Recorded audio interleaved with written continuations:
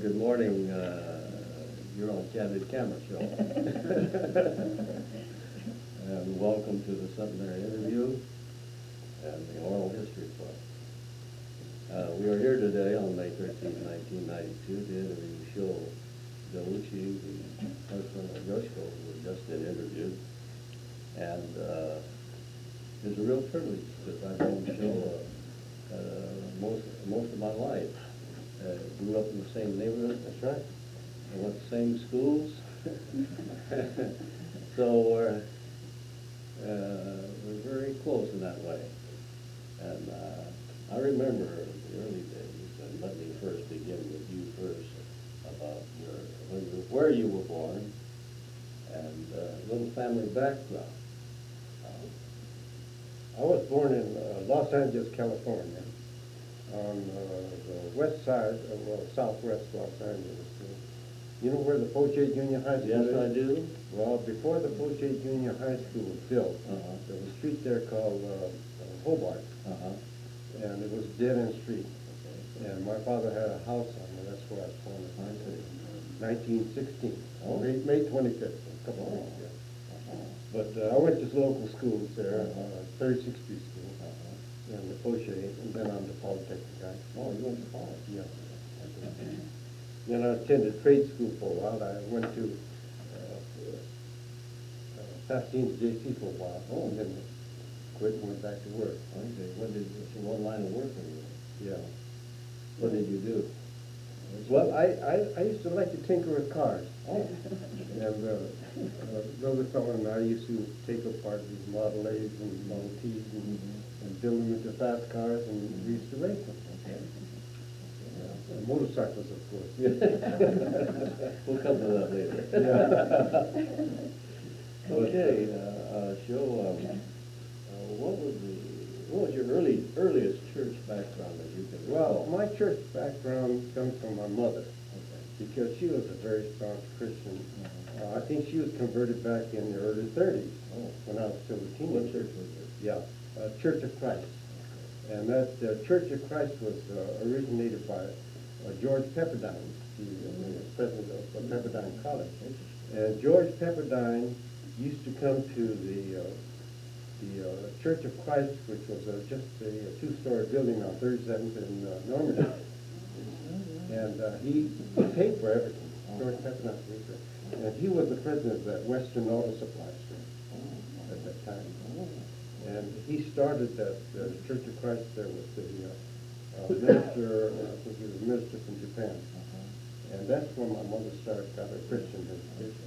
Of course, my father never went too strong on that, but my mother was very strong. She was baptized in the church right near Pepperdine College, on Vermont Avenue. And that's where my Christian life started.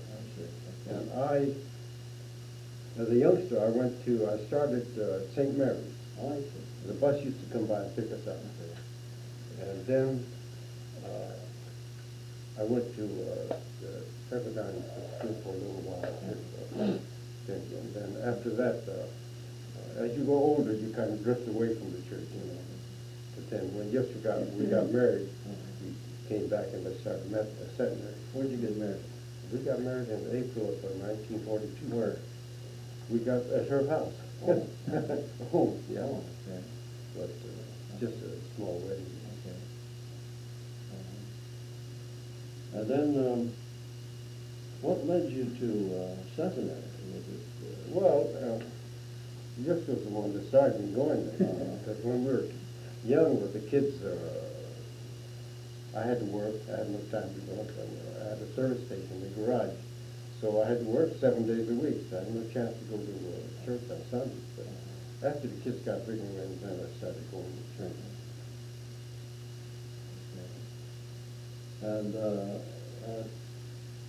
do you recall the first time that you came to seminary and turned your life to go to church on a regular basis? Was there a point in life, do you recall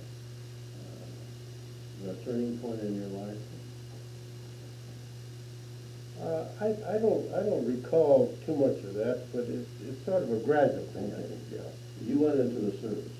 Yeah, I went into service from camp. From camp, came back in 1945. I was there.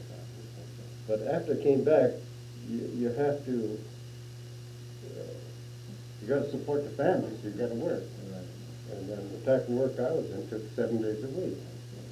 And then gradually we started going to church. I remember Corazano's sister used to pick up our kids and take to Sunday school. She didn't have no time to do it. But our kids all started at 7. And then there was a time in your life when I believe you had this motorcycle, and I recall the days when we were in church at the 11 o'clock hour. Tell us about that experience. You related it to me, and I remember the noise. Well, in those days when you're young, you do a lot of things that, on the spur of the moment. And my mother used to get after me for even taking that thing out on Sunday. But I had a popped-up motorcycle. And from 37th Street down to Jefferson, I used to run it wide open. At the 11 o'clock hour. During church service. But I got caught. The police caught me. And where they caught me was right in front of the church. I got a ticket for that. So I think some of the people that were there happened to be at church that day. Was watching me get a ticket. But anyway, these are things that. And then there was a moment, a time in your life that you began to serve the church. You became an officer in the church. Yeah, Could you tell us about the various offices that you held in the church? Yeah. I think Reverend Yamashita was a key man that because he was the one that inspired me to work for the church. So I think during all my life with the church, I practically went through every office in the church. Board chairman to lay leader to finance, you name it, I think I was all there. So I think I served the church. But as you get older, you can't function as well. So that's why I resigned from some of the positions that I had. And I feel better now that I can sit back and relax and listen to a sermon instead of standing around.